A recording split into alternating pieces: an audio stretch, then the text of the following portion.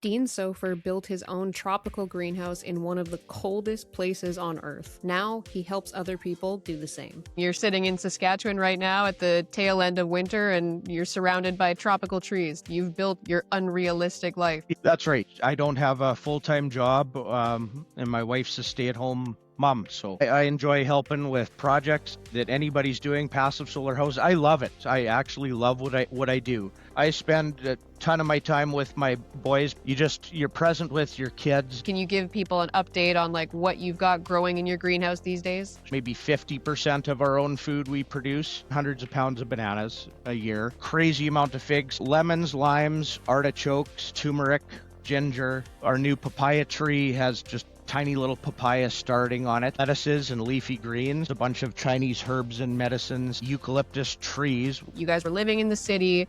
You decided, okay, we're going to sell the house. What was actually going on in your head at that time? I could see the writing on the wall for the economy, and look at my new Tesla car and my McMansion with my big mortgage. I just needed to be more free, looking for freedom, self-sufficiency, be reliant on myself. When you guys first started this and you moved onto your land, is there anything that you wish somebody had told you in like year one? You find a deal with some existing infrastructure on it. Starting from absolute nothing is very, very hard, very expensive. Like, people don't realize the cost of some of these things. So if you were to buy an existing yard site, even if it had just a darn road, like that's $75,000. You save yourself a lot of time and money and work. You mentioned twice that you took no government grants or funding to build your structures. Why do you feel like that's important for you? Like, if you take something from the government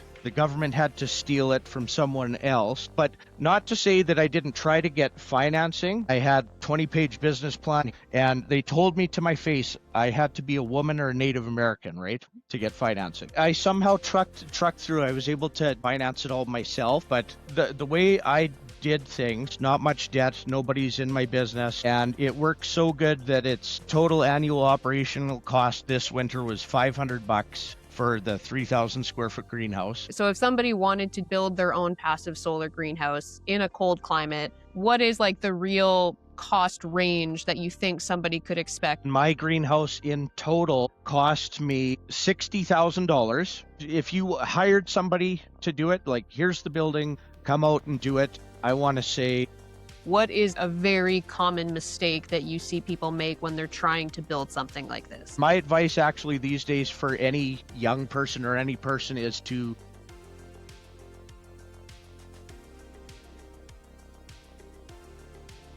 This might be one of the most exciting interviews I've done. Anybody who is interested in homesteading, in growing their own food, in building a greenhouse will probably be familiar with Dean Sopher. He runs a YouTube channel called Arcopia. My husband and I have probably watched every single video he's ever put out.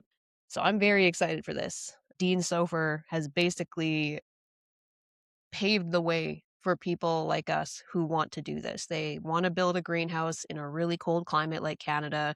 He built his own passive solar greenhouse in Saskatchewan. I've tried to reach out to him many times and finally got a hold of him, and I'm so stoked that he's coming on today. Oh, there he is. Hey, how are you? Hello, Dean. I'm good. Oh, yes, you got the banana trees in the background. Yeah. Exciting morning. Cows just got out, and my wife messaged me 3 minutes ago, said our first calf of the year is coming right now. So busy. Oh, Yeah. So fun. I love it. I honestly didn't even expect you to be doing this in your greenhouse, but I'm stoked that you are. That's perfect. Oh, man. This is awesome. Well, I want to just start by thanking you for hopping on, Dean. I can't even tell you, my husband and I have literally watched every single video you've ever put out, and you've been a huge inspiration to us. Anytime we tell somebody what we're building, we're over in Manitoba, and people hit us with the doubts and that's not going to work, I literally just show them your content, and I'm like, this guy's doing it. So Yeah. there you go. So I want to thank you for putting content out about what you're doing and being an example of what we want to do. It's awesome. Well, yeah, you're welcome. I always love hearing that. Yeah, not a week goes by somebody's emailing me a picture of their project or kind of thanking me. I've done a lot of consults now helping with projects, but just from the YouTube videos people are building. So Yeah, Yeah. yeah. Sometimes all people need to see is that there's somebody doing the thing that they wanna do to be like, "Holy shit, I can do it." Yep, exactly. It works. The concepts work. Like Manitoba, Saskatchewan, Alberta, we're super sunny. It's super cold and harsh, but it's sunny. And with the right building, I mean, when I build myself a larger house, I don't think I'm going to put a furnace in it. Like I've got enough experience and plans as a builder to, you have a house, it doesn't have a heating bill, right? So Yeah, yeah, and that's huge. Yeah, with all the sun that we get in these prairie provinces, you might as well learn how to utilize it. exactly. So Nice. That's awesome. what, where are you guys at with your project? So we have the land, like it's actually my husband's parents' land that we're going to be building on, and we're in the process right now of building our house first, and then the plan is to build the greenhouse after that. But we're kind of doing that in an unconventional way. Like most people when they get a house, they go get a mortgage and they buy a house that they technically can't afford, and we're kind of flipping that and we're paying for the house out of pocket. And so like we're basically going to cash flow the whole thing. So the goal is that, by this time next year, we're living in at least the first rendition of our house and we're living debt free. And then we can pour all that money into building the greenhouse space. Perfect. Yeah, like no exaggeration, maybe 50% of our own food we produce. We're kind of meat independent for the most part. A lot of fruits and vegetables. There's still stuff we buy like coffee and cayenne pepper and salt and that type of stuff. But yeah, and when you build high efficient houses and greenhouses and shops and live this type of frugal life, you don't need a lot of money to live. So Yeah, and I yeah. imagine that once you get to that point in your life where you realize like we're pretty financially free, that really opens up life a little bit when you're not being held down by rent and mortgages and stuff like that. Oh yeah, I spend a ton of my time with my boys. My wife does most of the homeschooling, but every other day we have a game of Monopoly. The 6-year-olds are playing chess with me, and you're present with your kids and yeah.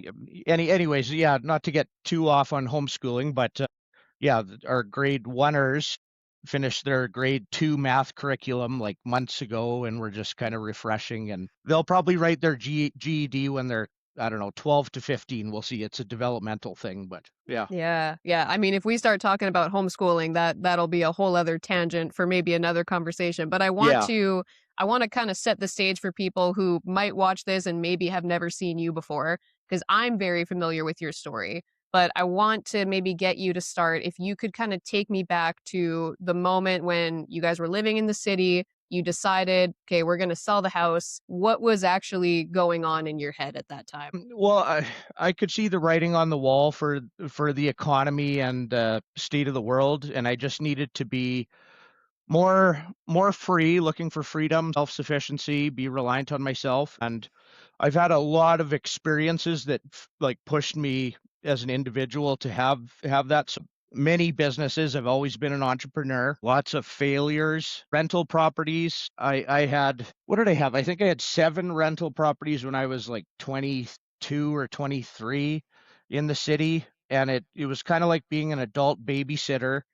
I didn't even know if I wanted to own these houses. Some of them weren't great. They always required upkeep. It's not like the old Rich Dad, Poor Dad books that I used to read. I think it's a kind of a different world now. So I kind of just slowly liquidated myself out of that, bought land for cash, built a small, efficient house, and chose instead of leveraging, kind of own everything, not have overhead.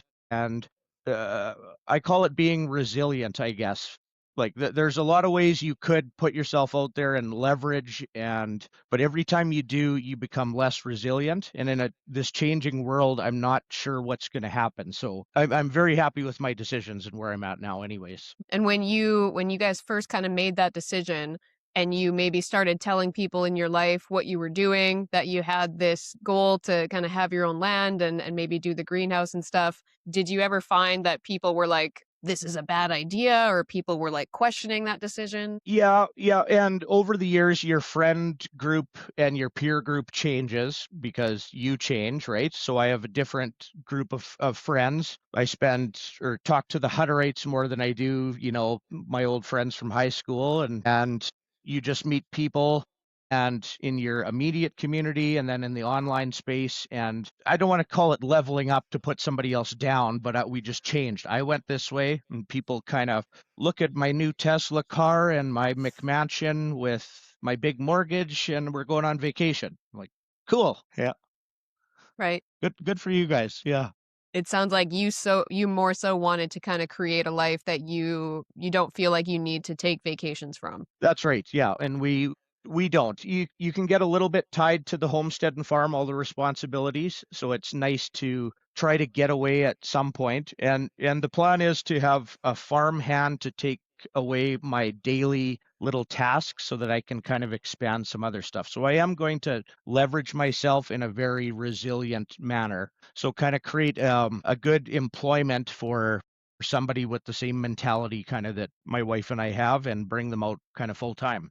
Nice. Okay. So when you guys first bought the land, I know you said you bought the land cash. So the first thing that you built, I know you have a background of being a builder. The first thing you did was building your house that you guys live in. No, the first thing was our shop. So when we were living in the city, first I needed a place to, like, as a builder, I had trailers and tools and a crazy amount of stuff to do the other things that I did. So the most important thing was actually the shop, and then literally pasture fencing and a chicken coop and a little shelter, and we got goats before the house even. And then as soon as our city house sold, then I hammered 9 months full time and built our little house complete. So that's kind of what we did. Nice. Okay.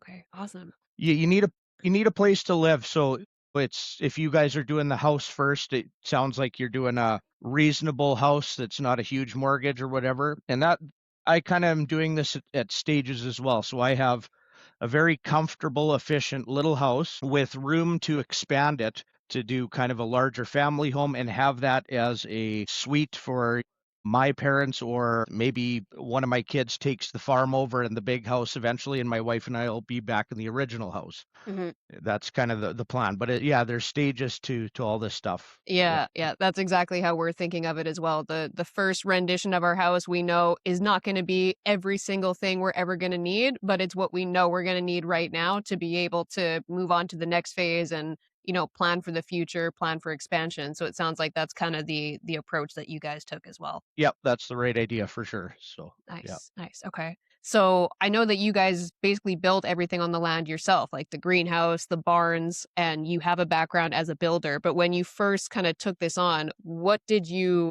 not know how to do when you started this? Some of the infrastructure. So I hired out the dug well. Well, that kind of has to be done with the equipment. So that's something you have to pay for. I hired out the septic and plumbing infrastructure and the pump out system. Concrete pouring is too big a job for just to me. So in the greenhouse, hired concrete finishers, but I literally built everything. So the house from the hole in the ground to the finished piece of the roof and everything in between. Friends of mine in the trades, so for any natural gas permits, I can literally do all the natural gas. I'm not allowed to, but they help me with the swings and some of the specific tools. Doing it that way, you know, there's a lot of lost opportunity costs, I guess, in one way, reflecting on it. So if I spent a good decade, and the most important in my kind of 20s and 30s, doing this, where I could have been maybe doing other businesses and stuff, I don't want to, or not looking in the past as is regret or anything, but I just often look at the choices that I've made. But the amount that I've saved by doing it myself, and now I know what I got. I know how all the system works. It was worth it to do it that way. And my advice actually these days for any young person or any person is to build their own house over going to university, unless it's in STEM or healthcare or something specific. Learn how to build your own. Like, I worked for a small construction company that they did every level of building. I kind of took that job on, not even knowing at the time, but it's for the experience, not the paycheck, Mhm. right? And that has paid dividends.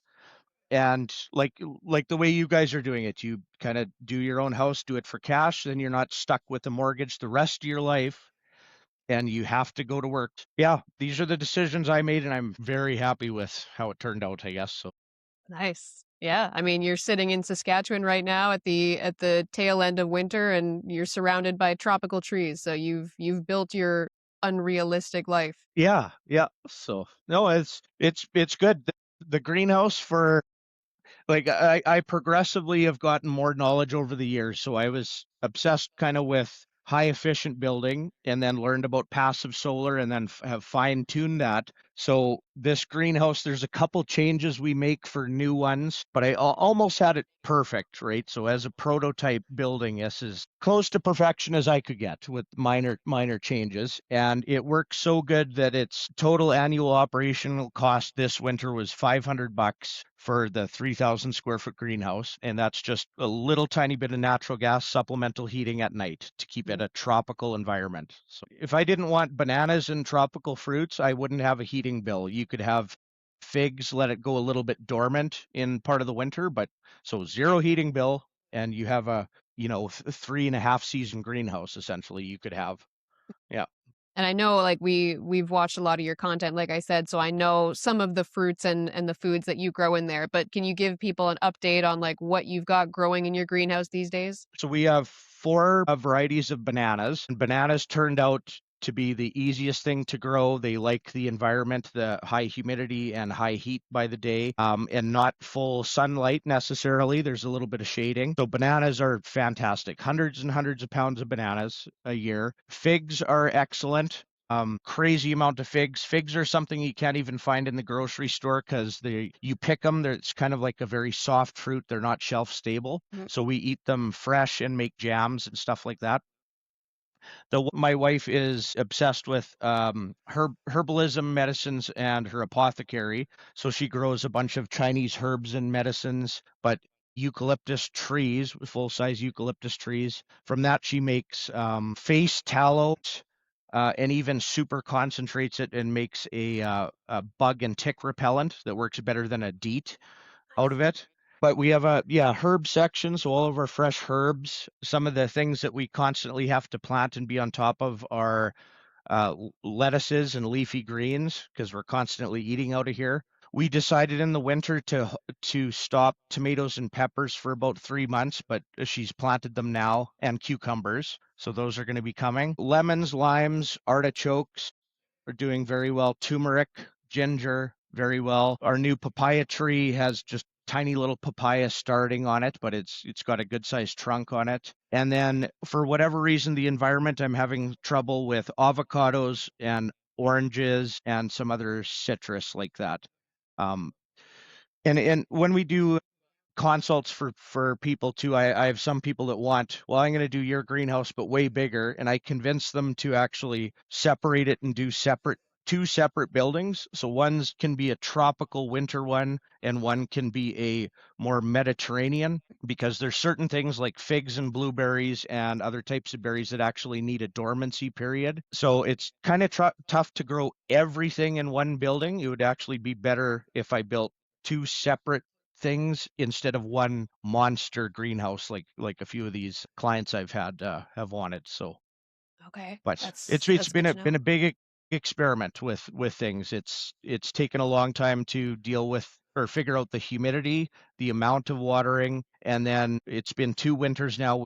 Literally have no pests. There's no fruit flies, white flies. So we've kind of got it dialed in. And it's more so because we're so busy with other things, more of a permaculture and perennial-ish system. So bananas require nothing, and we get hundreds and hundreds of pounds of bananas. Figs require nothing. So it's only a little bit of lettuces and tomatoes and hands-on almost daily stuff that you got to maintain and pick and stuff, and more so of a passive system for now. Once I get some help, we could change some of that, but Nice. yeah. That's so awesome. Oh man. So when you like I know it's been a kind of evolution from when you first broke ground in the greenhouse to obviously all the lessons and where you are now. Was there ever a moment as you were kind of bringing this to life when you were like genuinely not sure if this was actually going to work? The greenhouse, no, no, I had it all planned out and I knew had the knowledge prior to building it. I was confident in that. Just like my house is passive solar, I calculated the sun angles. There's formulas for the percentage of glazing on the south, the type of glazing on the windows, like the sizes. So if in my house, you wouldn't know it looking at it, or the average person would look at it and not know that everything's calculated. It's directly south. It kind of looks like a standard house, but it is calculated. If I had more windows and it's minus 40 outside, we'd cook ourselves out of the house. Like you don't want too many windows. And then at nighttime, you lose that heat through the glazing.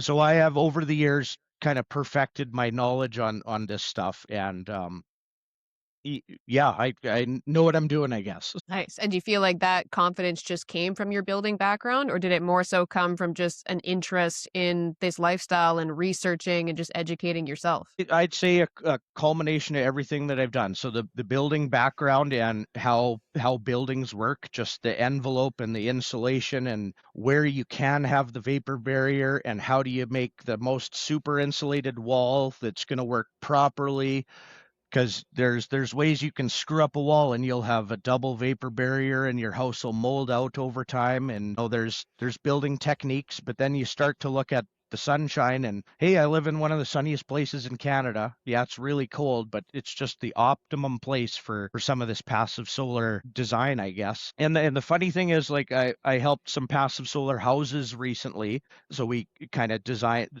that and got blueprints, and it doesn't cost a penny more to build a passive solar house than a standard house of the same size, right? So it's no extra cost of windows. You don't have to spend any more on insulation. It could just be standard.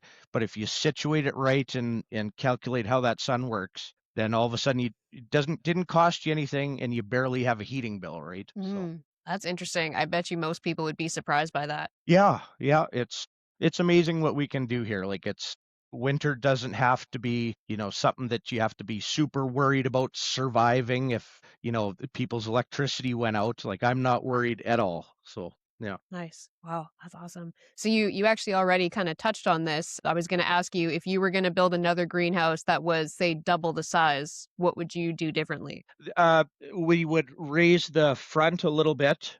I actually have the insulated blanket system to install in mine. I just haven't had a chance, but there'd be some minor alterations to add an insulating blanket for in the evening. Now, I mean, the greenhouse works so good. I mean, it's $500 for an entire winter for this, so it's like nothing. I've got kind of other projects that I'm working on, but the lowest hanging fruit to reduce your heating bill more would be insulating the south glazing. And then that's even over above. I still haven't added hydronic heating to my concrete, done any solar water heater panels or solar electric panels, because the lowest hanging fruit's the losing heat at night, and then every other expensive or technical system is kind of further down the road. But I know for a fact I can get our heating bill down to zero in Saskatchewan to have grow bananas. Like I know for a fact. It's just every system is another moving part that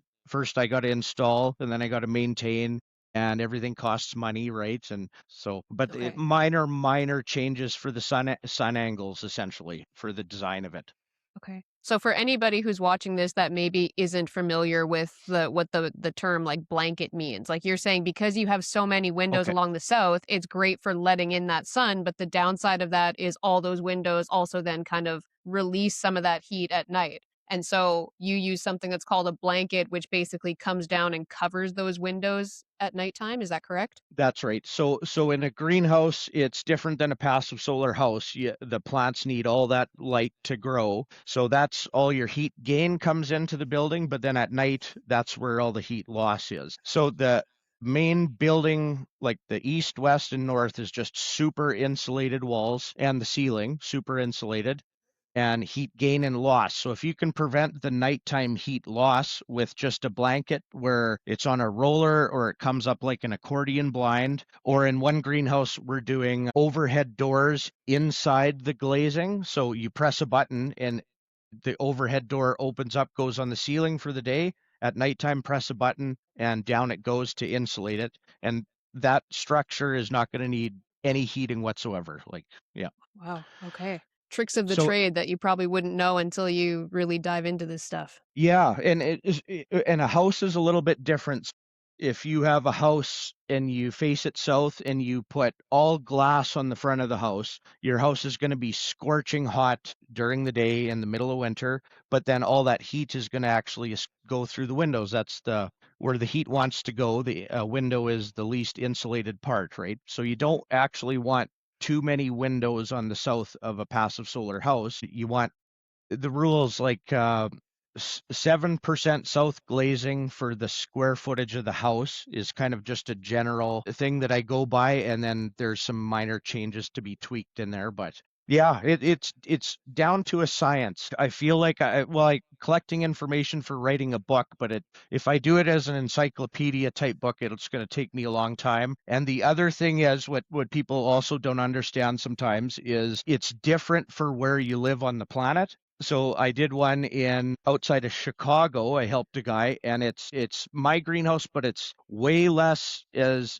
deep, and the higher south height and the glazing portion torques out because his sun is a lot different than where I am in the middle of Canada.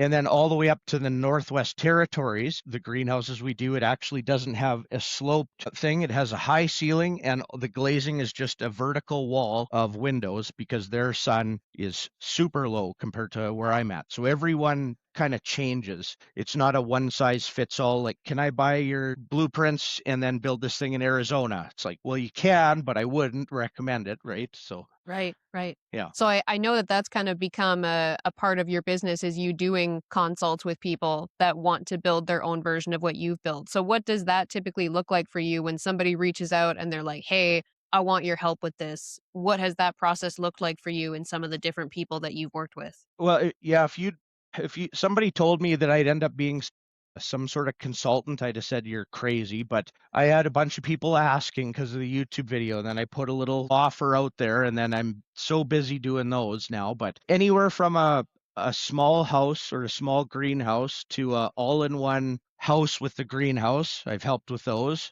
or a shop and a greenhouse. Big ones, small ones, and anywhere from the furthest north one is, well, Alaska, I guess, and Northwest Territories, and all the way down to northern United States. And it's everybody's project is kind of different, and yeah, for the little I charge, it actually saves them. I've always saved somebody a whole lot of money, and anyways, for my little services, and I kind of know it's second nature now, so it's really easy, and I actually like doing it. So yeah. Yeah. So I don't know if I heard this correctly. Have you ever had somebody that wanted to build a house and then build a greenhouse onto that same structure? Oh, yeah, all in one build. They're going to build a house with a greenhouse attached to it Yep. and kind of integrate it in that any additional heat in the greenhouse is going to help heat their house. Oh, yeah, some really cool structures all over the place. People are, getting interested in it. And it's not even a new thing. There was books and guys building some alternative building things from the 1970s, like in the Nevada desert earth ships are kind of popular. Yep. This is kind of my northern version of those things, I suppose, but it's not new technology. And it's funny when I drive in the city and see a new neighborhood and there's no thought process whatsoever. Nobody's house is going to work properly and everybody has a massive heating bill, for the little tiny bit of knowledge that it would take to put streets east to west and just build a house and put your windows there, not there. It's so simple, right? But there's Yeah. some people catching on anyways. So Yeah, but it takes having a mind like you, somebody looking at what everybody else does and thinking, I think I want to do something different and then just being willing to go for it. Sometimes people just need to see somebody like you doing it to think, "Oh, I could do something different too." yeah, yeah, totally. Yeah, I love innovation, and I love when somebody approaches me or with their idea of a project and I just have to tweak it or something. It's awesome. Yeah, everybody's got some good ideas, and people just got to start, how do I put this? Not even asking for permission from anyone. Just go out there and do what the heck you want as long as it doesn't interfere or hurt anybody else. This is my libertarian to my core morals that I have. Go out and do it as long as it's not hurting somebody else, and then if you get in trouble, don't even ask for forgiveness at this point. Like at this point in the game, go out, build what you want, figure it out, just do it, right? Find a way, Mhm. do it. Mhm. Yeah. I mean, the caveat to that, I suppose, is that, like, I know for us, even just putting our residence on the land, we had to go through local government to get permission to put a second residence, and then there's permits and stuff like that. So there has been a level of having to ask for permission, but it's been very interesting, and I'm sure you might have gone through your own rendition of this, that when you're dealing with jumping through the hoops of working with local government, a lot of times I found that they just go by what's always been done. And so if Yeah. you're coming in and you've got a bit of an innovative mindset and you're like, this is what we want to do. And we know it's a little bit different, but we know it can be done. And we actually referred to your channel. And we're like, there's this guy in Saskatchewan doing it. And it got approved. And like I said, we're set to build as soon as things dry up here. So I've found that to be true as well. You might have people telling you this isn't going to work, this isn't how it's done, and you just kind of have to be willing to say, I know that's not how it's done, but it's how I'm going to do it. Yeah, yeah, you just have to do it and force your way through it. Yeah, literally, just go out and do it. I get so many comments, for instance, like every community and neighborhood should have multiple ones of these greenhouses, and I'm like, okay, yeah, I do agree, absolutely, but could I build something like this in the city or in suburbs in my jurisdiction on a 6 acre lot? No, I can't because you have to get it permitted. They don't even know how to classify it. They'd be like, well, what is it? I guess we could put it as a shop, and then the amount of taxes you'd have to pay to have that built the greenhouse like this, it makes no sense for the amount of savings that you'd have on your food. So what I literally had to do and found my little stitch of last hope freedom was the prairie farmer. It's like, how much land do I need to be a agriculture property, a farm? Okay, I Yep. need this amount. And they actually made it harder since I bought mine. In my municipality, it was 80 acres, and I believe they now made it 160 acres. So Wow. what that allowed me to do is I can build a farm building, so a farm shop, a farm carpentry shop, a greenhouse for growing food, the barns for the cows, the chicken coops for that, and I've got kind of a last stitch of freedom where it gives me the ability to do this thing. So literally, if I didn't find that loophole to get away from government in some ways, maybe I would have forced myself to try to change the rules to be able to do it in the city or the suburbs, but this might not have happened, like literally, if I didn't find that little stitch of freedom that I did. So Right, right. Okay, wow. Yeah, it's definitely not the same here in Manitoba. I know our land is considered agricultural and we have 23 acres. nice. But that, even like being agricultural land, gives us a bit more freedom to have things like those secondary structures. So I definitely hear you on that one. I noticed on your site you mentioned twice that you took no government grants or funding to build your structures. Why do you feel like that's important for you? I don't know if it was important to me, but I've got some libertarian values to my core. So, like, if you take something from the government had to steal it from someone else. So, if a project isn't economically viable or you don't want to do it or fund it yourself, taking a grant is kind of stealing. But not to say that I didn't try to get financing from multiple different sources, but in Canada specifically, I was unfortunately born with this skin pigmentation. I don't want to, get too crazy. And the genitals that I have, because that's the questions and what they care about. Quite literally, I tried to get financing at Business Development Canada when my wife was 8 months pregnant with our first. And I had 20-page business plan. Here it is. Here's product prototype. This is for our freeze-dried smoothie business, and they told me to my face I had to be a woman or a Native American, right, to get financing. So, but I somehow trucked through. I was able to do it myself and finance it all myself. And here's another thing: if you allow the government into your life in any way, like if you financing for greenhouse project or something, that probably is going to end up in some not good thing in my mind to have the government in your business. So maybe in a place like Canada, for how bad things are kind of getting, like I have kind of a high level of freedom compared to maybe anyone else because I've never taken anything. There's no funding that could be taken away, right? You never received any. So I'm kind of like a super high level of free person in the jurisdiction of Canada where I live. Mhm. Like there's what are you going to do to me? Like you didn't give me anything to begin with. This is mine and I own everything. Like so just be careful who you bring into your system, right? Sometimes the trucking along hard work way is a better way to do things, honestly. Yeah, I actually got that same advice when I started just reaching out to organizations here in Manitoba just to say, like, hey, this is what we're doing. And just to kind of plant those seeds, put it in the universe, and just see like who different people told me, you should talk to this person, you should talk to this person. And that was a piece of advice that I got very early on from somebody who works for an organization that does a lot of work with the local government. And I brought up to her, I've heard about this grant, I've heard about this grant, and she basically gave me that same advice. She said, I will say that some of those grants, even if you do get them, you'll find that there's so much work and reporting for you on Oh, the back end that you might find you would have been better off to just not get them. And I was very happy that she was transparent in sharing that. yeah. Yeah. Oh, there's these third party grant companies that they get billions of taxpayer dollars every year and just looking for somebody doing a project to give it out to. And they take like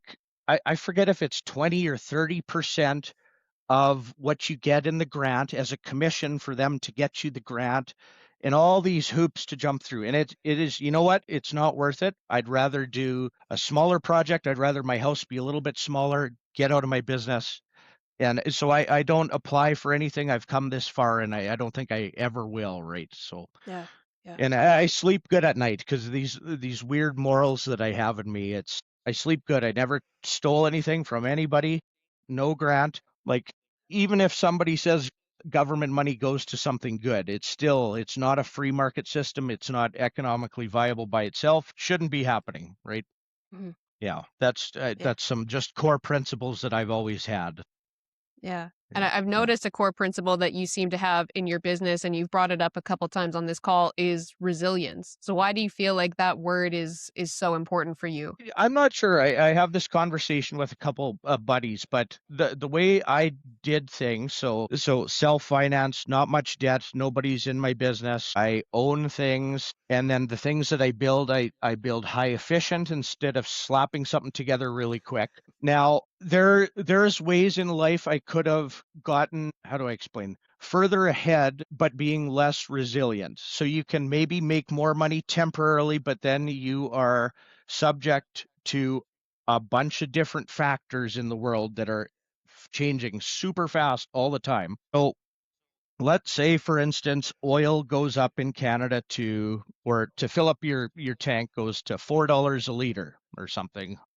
It doesn't really affect me. And a lot of businesses will fail because of that, because maybe they're leveraged or that's a high input cost that they have. If electricity prices double, that's going to put out maybe somebody's got a microgreens operation or a greenhouse that has supplemental light. That puts them out of business. If they did, what I could have done is put up a bunch of hoop houses really fast. I have a big natural gas line at the farm, got big furnaces, and had a huge heating bill and started selling people some lettuce, right? But instead, I did something smaller, slower, that doesn't have an overhead, and I can still get some darn lettuce out of it. Now, if the economy gets so bad people can't afford lettuce or it's too expensive, people can't afford it, that doesn't affect me. We homeschool our kids if there's a problem at school or something, or all the, whatever's going on in politics or the world, whatever your opinion is, and it doesn't matter. You can have those opinions yourself. You just don't force it on somebody else. But I've got my own things, so I don't care too much what the school does. I raise my own boys, so I'm resilient that way. And by being frugal, we get to stay home. We don't have to have two income sources, two full-time jobs, and then childcare. You have that food system. So Again, if you want to go into lots of businesses, what you should do is specialized and just do something. So you should do a 400-foot long chicken egg barn and just sell white chicken eggs. You shouldn't sell brown ones. You shouldn't sell duck eggs. You shouldn't sell turkey meat. You shouldn't sell pork and beef. I decided to do a multifaceted approach. And then I don't need distributors, middlemen in the future, retailers, because I can, if somebody's going to buy eggs, they're going to buy beef, they're going to buy pork, they're going to buy ducks, they're going to buy face cream, bug spray. My customer base is very, very small and localized. Now, again, people think I'm so set up or whatever. I'm just at this point, but I can see years and decades into the future, and this is slowly what I'm setting up, right? So it's Nice. it's very resilient. I don't need to make a lot of money compared to everything else.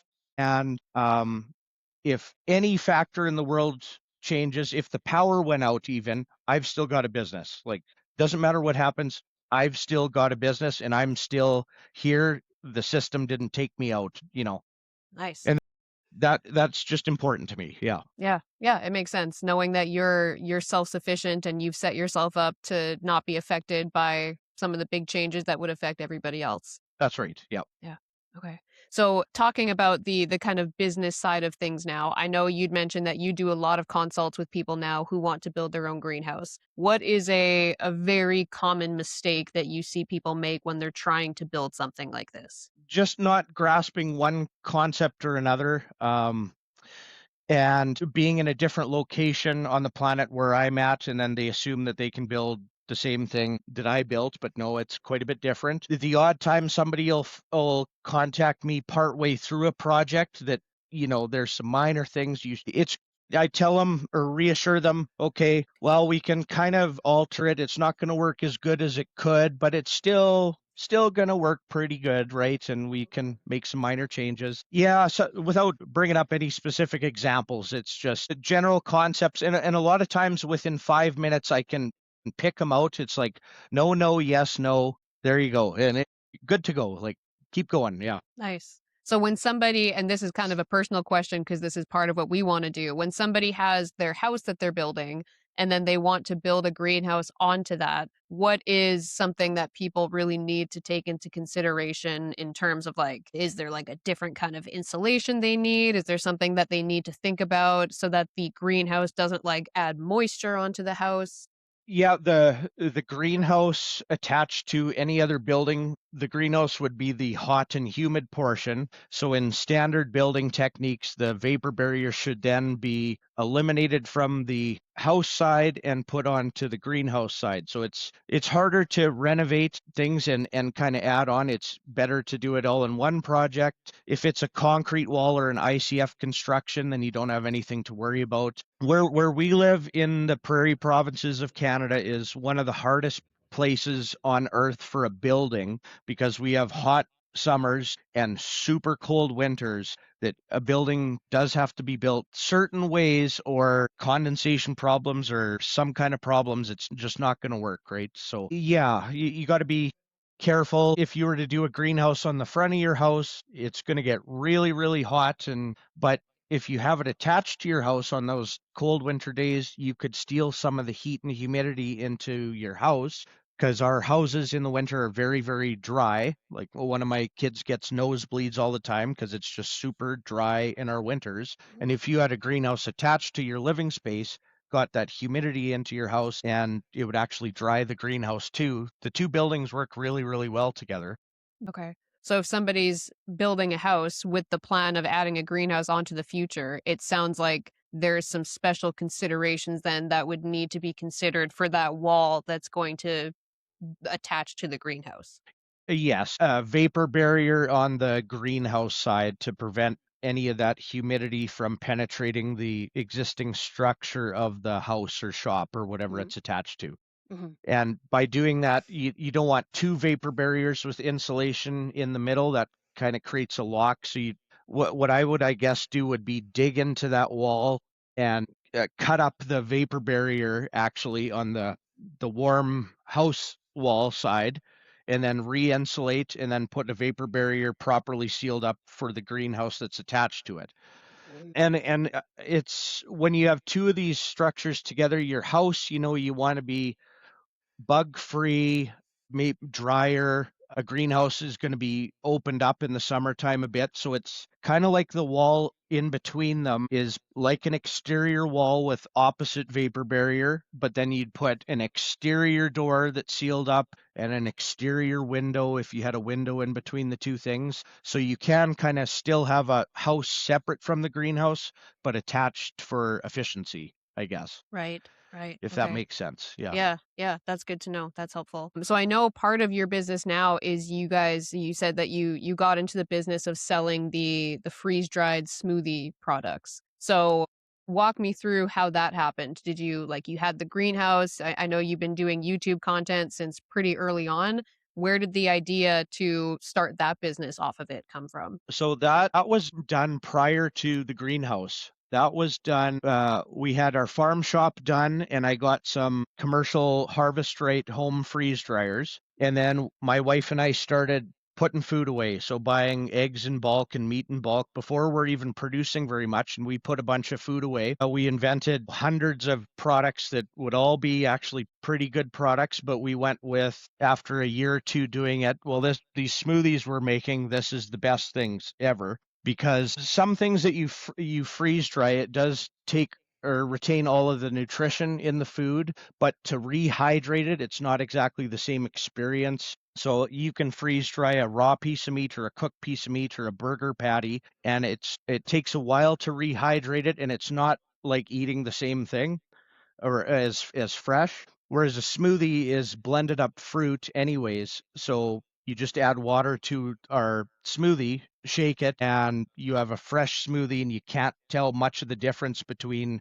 like you just blended up some fresh fruit, right? But I so that product is actually outsourced. I leveraged myself and we have that done all the way overseas. So it's kind of a bigger business. So that's tropical fruits from around the world and then big existing facilities in Tianjin, China. And so they have big freeze dryer things with all the certifications. So FDA, even halal, even kosher, and all these food safety things. And they're able to do it. Their electricity's for industries about 10 times cheaper than us in Canada. It could be a little different. I haven't checked in a couple years, but they're able to do it so a better product more consistently, and I was able to get the price down to where I'm literally the cheapest smoothie in Canada, and my smoothie lasts 25 years with no refrigeration, and it's as easy to make as a protein shake. So that stuff's not off of our homestead. I would love to do some production in Canada, but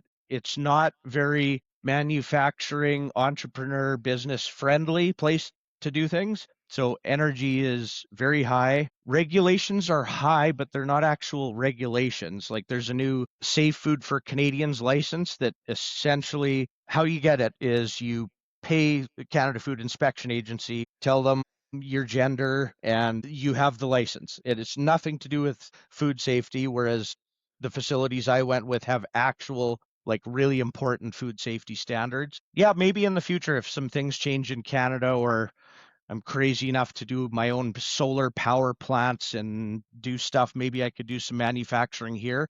But as it sits, it's kind of for local customers off the homestead, beef and pork and some of my wife's apothecary stuff. She tried some flower farming stuff like that and not energy intensive, high manufacture finished products like that. I couldn't figure out a way how to do it here.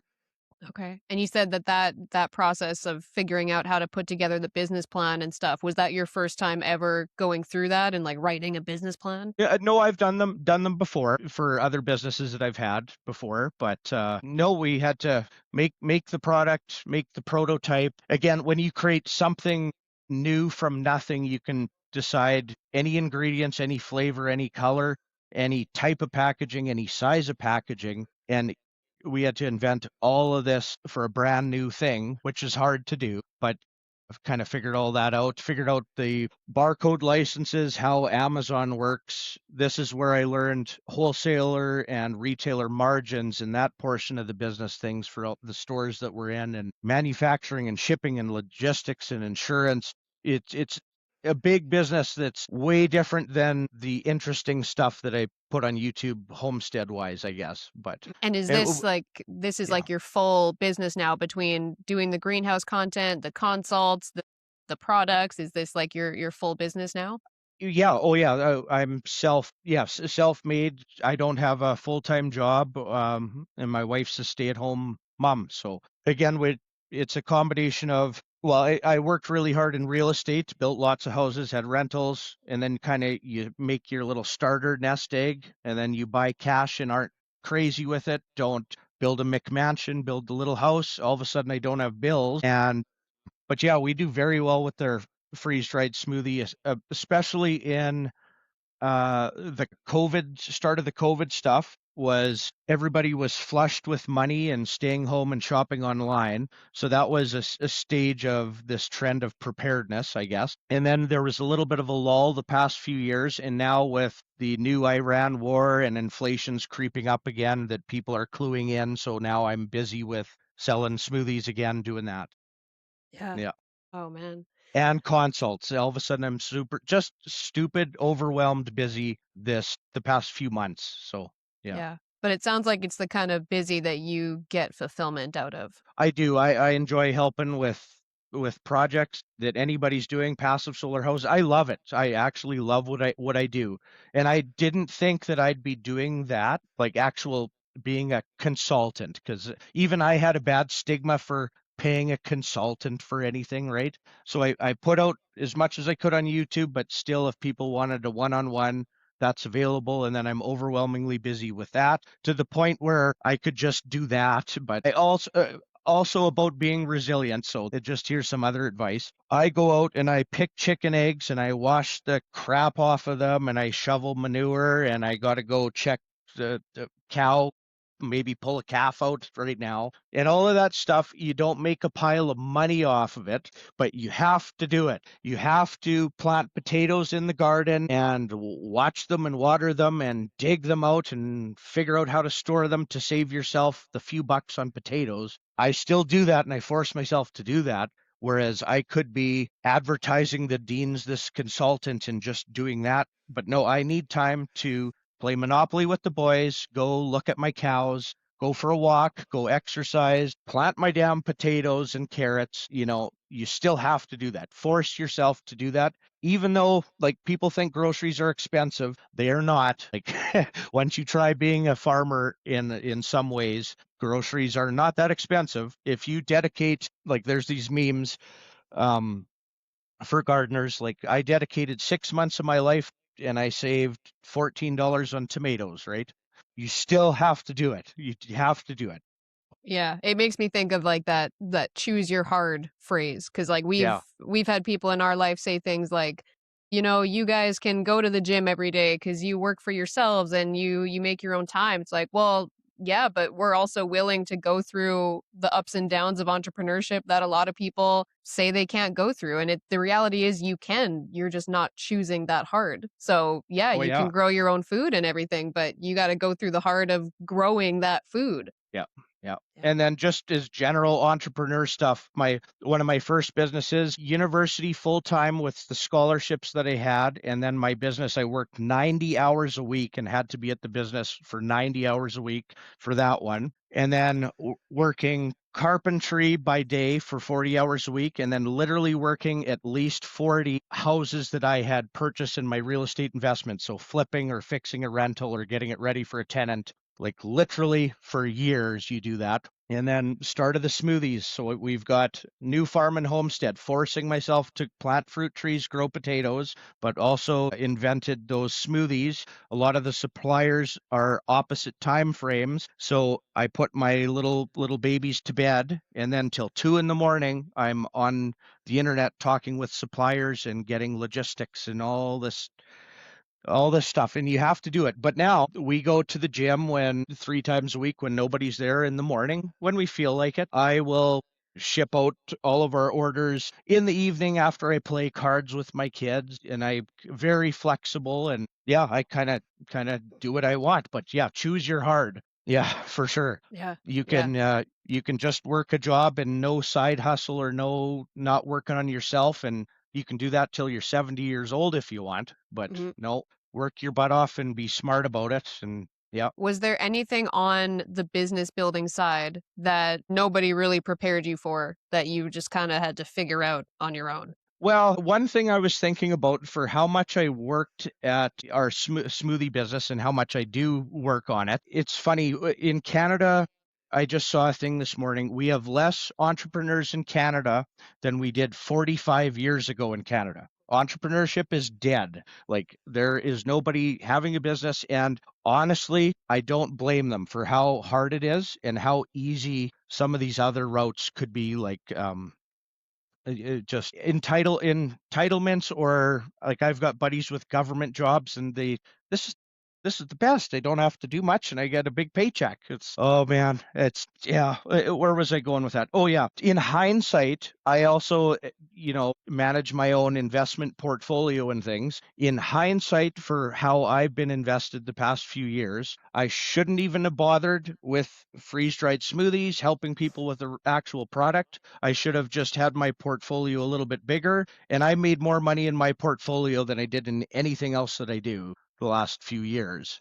And in hindsight, maybe I should have been going to the gym, built my own little house, and just managed my portfolio, honestly. It's the environment that it seems we're kind of in Canada is not very, it's the goalposts keep moving. It was hard for me, I'd like to say, but a younger person or somebody even younger than me, it's even harder for them. I don't know how anybody's going to do it.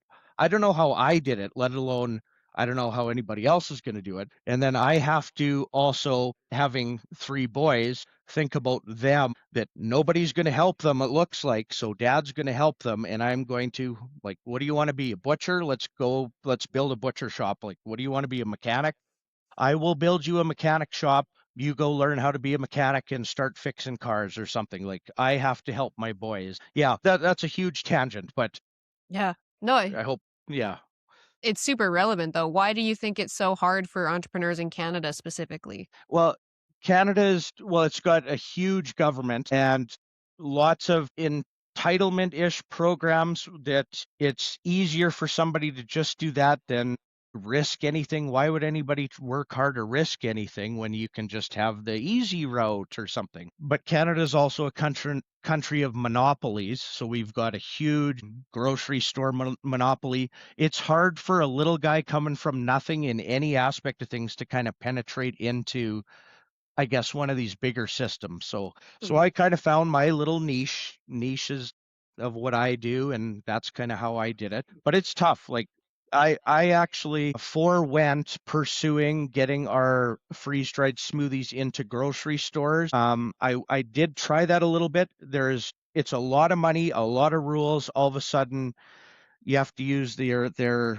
EDI online ordering systems, and that's costly, and it costs per shelf, and then there's a lot of risk there that I said, nope, no, you guys made this not for me. I'm sticking online, and I'm very, very happy with doing that, and my life is pretty darn easy because of it.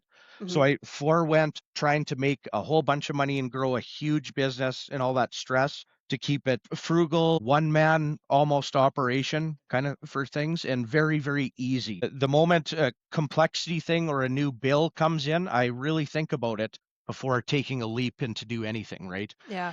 Yeah, because So, it's not just about more money, more profit, it's the no, lifestyle that you actually wanna live and the day to day you want to experience. that's the best way to put it. Yeah, you put it better than I could. So, Yeah, yeah. I get it. Like I said, this has been on my mind for more than a minute, and that's something that my partner and I considered as well. Like, our vision is to build, like, a part food forest, part, like, wellness and event space, not so much the food production side of things for reasons that you just said as well. We've never been drawn to building the greenhouse for mass food production purposes. But so if somebody came to you and they're like, "Hey, we want to build a large greenhouse. Yes, we want to grow our own food, but we also want to create a wellness space that people want to come to, or maybe even host small events in." Would that change how you would recommend, like, planting and designing it? Yeah, so my greenhouse design, I did, again, like a lot of things I do, multi-purpose. So I have a concrete area that's clean. I can have microgreens racking and plant pots in my wife's plant starter trays. And then I have a raised bed, and then I have in-ground garden area. But I've designed greenhouses now that's for straight up production, that there's no soil in it. It's just we concrete the whole thing, and they do microgreens and lettuce, I think is what they were doing. For an event space, we've hosted homeschooling events in here. I might have my kids' 4-H group come out here, and I'm going to give them, I should film it too, just kids like, this is the earth, this is how the sun works. This is how some to have a place for events and stuff. I would love a better spot with a better bathroom and some extra amenities out here that I could actually host more local events, because my wife and I love doing it. It's just we're always busy doing other things, right? But you mentioned have an idea what you guys want to set up. Like there's people who have ideas about hosting weddings or conferences or things like that. But I have a love of real estate, but I got out of city real estate. Now that was 7 rental properties, all leveraged, barely cash flowed, and a big adult babysitting pain in my butt. I would rather own one high-end portable skidded thing around my trout pond that I did, like solar panels, a wood stove in the wintertime, and do it as a vacation short-term rental thing. I know for a fact off of one of those little, a high-end short-term vacation thing, I can make more cash flow off that than, I forget, I did the math, but it's literally like 10 or 20 or more rental properties in the city that are all mortgaged and leveraged and stuff like that. So unless you think real estate's going to keep going up and up and up, that you want to be part of that leverage, if you want actual cash flow, you're better off to own one Airbnb, very, very good unit, and keep it small and be very good hospitality for your clients. And yeah, come check out the greenhouse. And yeah, that's our dream, and we're slowly working towards that ourselves too. But that's going to just be another form of cash flow. But my mind always goes back to resilience as well. So I don't want to be stuck with a bunch of city rental properties, and I wouldn't want to be stuck with an Airbnb or a short-term rental. Like if you had condos in British Columbia that were Airbnbs, they made Airbnbs illegal because government does what government does. But if I did an Airbnb, the economy is just toast globally. There's no clients whatsoever. Farm worker, free place to stay, go pick eggs for your keep, and you'll get paid in food and a place to stay. Like literally the world, there's a better possibility it's going to be more like that in the future than better in my mind, right? Yeah. So so I have options. I'm not tied to condos and city real estate, and because that might be good for a couple years, and then one government change, one turn in the economy, you lose your equity and you're wiped out. Yeah. Wow. So when I imagine that when you probably first started building the greenhouse and maybe you started telling people like, yeah, I'm going to grow my own tropical plants here in Saskatchewan, I imagine that you probably got people doubting you and telling you it wasn't possible. Do you feel like that was a driver for you in choosing to start the YouTube channel and document everything, or where did that motivation come from to make content? Okay, to make content. So I never thought I'd be doing that either. My buddy has a huge YouTube channel, Nate at Canadian Preparedness, and he's local to me. He started selling our smoothies, and then I approached him one day, hey, you should come have a look what I'm almost done building here, and you got to let me YouTube this, Dean. I'm like, I don't know. And then months went by and he finally convinced me. And then, well, if he's going to do that, then that's leverage. I should start my own channel. And it's pretty amazing, the building that I built, honestly, that if I didn't take it in control and share it myself, the word would have trickled out there anyways. So I started my own channel and kind of went with that and decided to put it out there. And sometimes I wonder if I should be sharing as much as I am at this day and age. Like my wife and I are very i- introverted or private people, I suppose, yet I still force myself to kind of share it. And it's only been good things. Honestly, no bad things, only good things. A few of the mainstream media things I did, front page of my local newspaper, I think last winter, and they twisted it that Dean's greenhouse works because of climate change, right? 1,000 years ago, if anybody had a brain, you could have built a building and just done it. Has nothing to do with climate change. And then And then same with some of the other mainstream articles. Like I'd rather do a podcast with somebody like you than a mainstream, because you probably get more viewers than the local paper and global news these days anyways, like literally. And, somewhere where I can speak freely, right? So, but yeah, that's how that came to be. It just kind of fell into place and I decided to start a channel, take matters in my own hands. And yeah, I try not to be repetitive, I guess. So if there's no new intel on the greenhouse, there's no sense in me clustering up the internet with another video. If somebody's interested, I have a playlist and it's kind of pertinent information that's not hammering people with 12 shorts a day kind of thing, Mhm. right? It's kind of like, yeah, if you want to learn, it's there and it's not clustered up for you. Yeah, So, that was actually something my husband said, because I told him, I was like, "Babe, I got an interview with Arcopia. I'm gonna interview Dean on Thursday." And I asked him, like, "Are there any questions that you want me to ask him?" And he's like, "No, I've watched every single video he's ever put out, and he always kind of answers questions in his content." And that was something that he said about you as well, is that you seem like you put out content when you genuinely have something to show people or talk about, or you have a point you want to make. You're not, at least you don't give the impression that you're putting out content just to fill people's feed with more noise. You always have something to say or a question you're trying to address. So it's always really helpful content. well, I appreciate hearing that because I wasn't sure if that's the right route, but there's also fast changes in all of this space. Like, I don't consider myself a content creator or an influencer, even though if there's a product that I do a review on, a lot of times I'll approach the company because I'm going to buy it anyways. Yeah. I'm like, okay, if I'm going to buy it, I'd show somebody how to install it and then I can help like get them sales because it's a good product, right?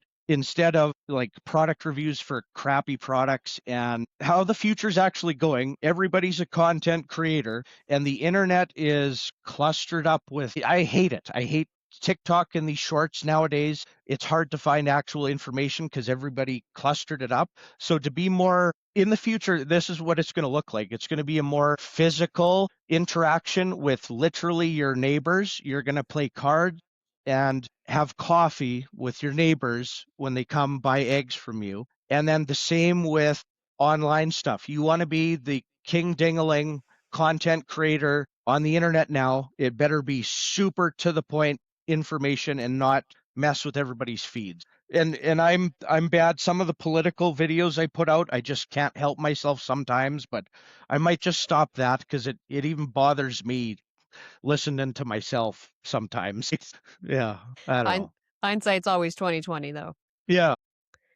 So I know you've spoken about this in some of your content before about like the costs to building some of these things, doing it yourself versus hiring a contractor. So if somebody wanted to do what you did and build their own passive solar greenhouse in a cold climate, obviously there's going to be a bunch of variables here around like the size and stuff like that. But what is like the real cost range that you think somebody could expect if they were starting from scratch? So my greenhouse for what it is, the size, square footage, and whatever insulation and quality of the build, I guess, is the cheapest you could possibly ever do it because that's how I do it. So that was repurposed material, repurposed insulation that was off of commercial flat roofs. That was no labor, me doing literally everything myself. And my greenhouse in total cost me $60,000 was the total cost. And out of that 60,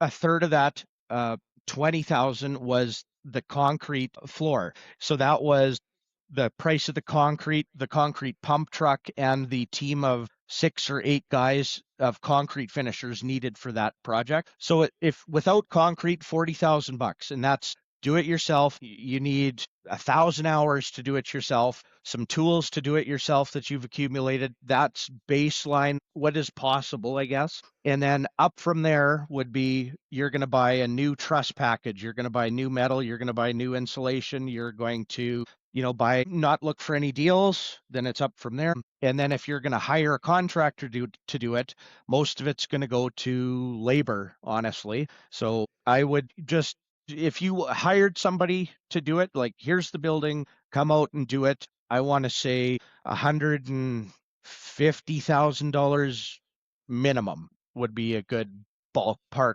today's day and age, maybe Mhm. a little bit more now, but yeah. So I always ask a client, I guess, what's your budget? What's your plans? Are you going to do it yourself? Are you capable of doing it yourself? Do you have the skills to do it yourself?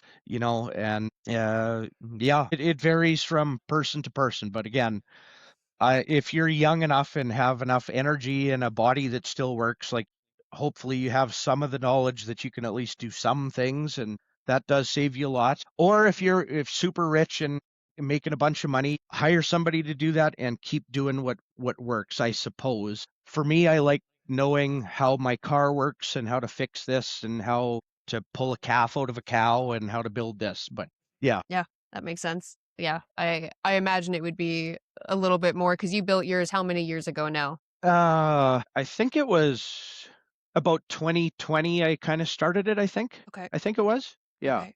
And do you know roughly how many years it took for the greenhouse to start producing more than it cost?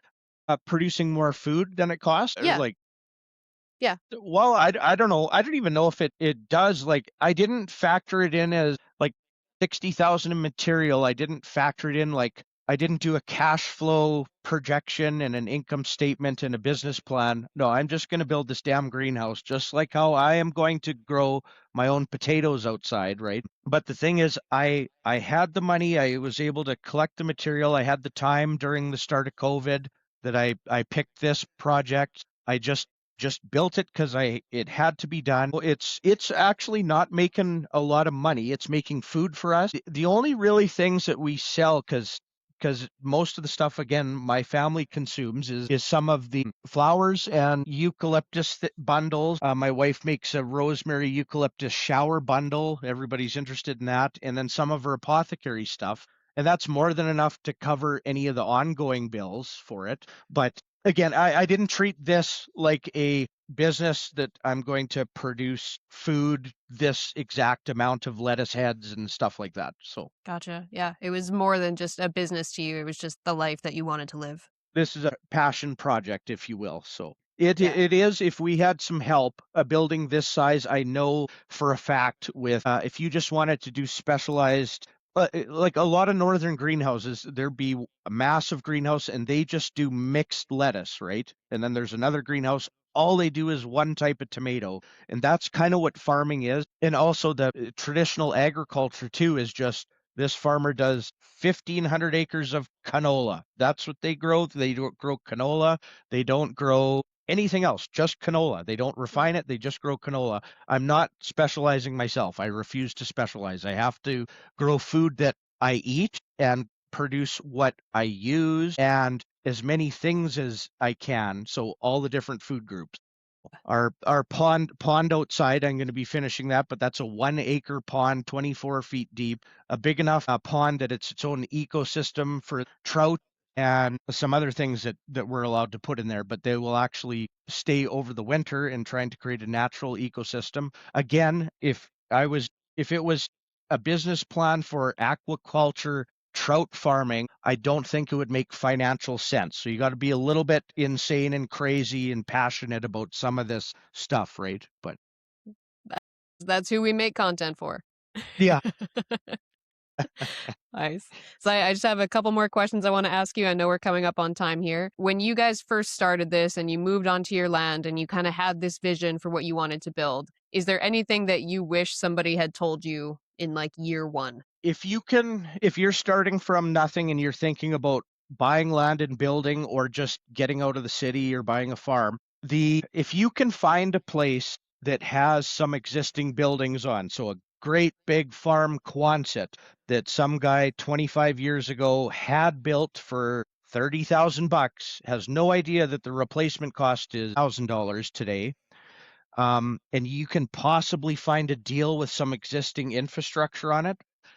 A few things, starting bare land from nothing. I don't know how I did it sometimes. The cost of things to bring in electrical, the natural gas I brought in, septic system and dig a well. It was expensive a decade ago when I did it. I guess it's double now. Here's another thing nobody told me about. The gravel that I've purchased gravel. Gravel has to be mined. It's not particularly close. It's not that far away, but trucked to you to build a road. My main road is like 900 feet. And then I got an incredible kind of industrial yard site and I needed gravel for under the shop and all that stuff. I'm over $50,000 in just buying gravel. Like that's not somebody building the road for me. That's me like terraforming the road, getting the slope properly, putting the gravel down, packing it, like $50,000. Like people don't realize the cost of some of these things. So if you were to buy an existing yard site, even if it had just a darn road, like that's $75,000 there, right? That's probably not factored into the price. So if I was to do it over again, I did hunt for properties for a very long time. This one came up, the price was right, the location, the topography, so no regrets. But if I could have found this place with a little bit of existing infrastructure on it that wasn't priced into, they don't know what the replacement cost is, I would have done that. You save yourself a lot of time and money and work and stuff like that. Starting from absolute nothing is very, very hard, very expensive. It wasn't even 50 years ago if somebody bought land in this municipality, the RM would be like, welcome to the neighborhood. We'll have the grader do a approach for you for free and bring you a couple loads of gravel for free. Welcome to the neighborhood. And now you buy land, it's like you need a permit to do that, to do the approach, and then 50,000 in gravel. And if you want somebody to do it, like just 20 grand, it's hard. So yeah. Yeah. Yeah, I can relate to that. Like I said, we're in the process right now of building our house, and when you don't have any kind of construction or building background, those things surprise you real quick. Yeah, yeah. And that's it was costly for me to do those things, let alone hire somebody to come do it. But that adds up super quick. Yeah. Yeah.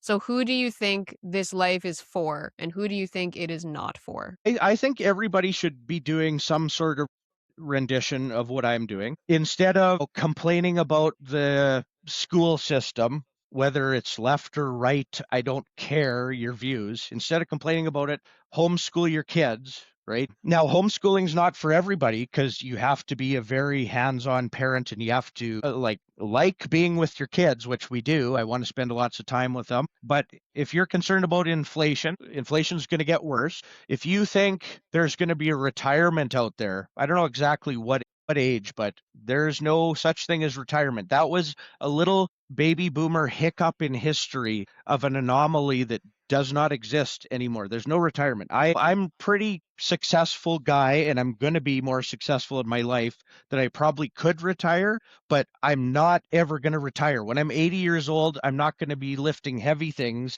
but I'll sure have some knowledge to really consult for some even more major project. But if you have to get out of the rat race. Now it's really enticing to get that government job, but it's not like a private sector job where you got to produce value every hour you work. It's a pretty gravy thing, but it's a trap.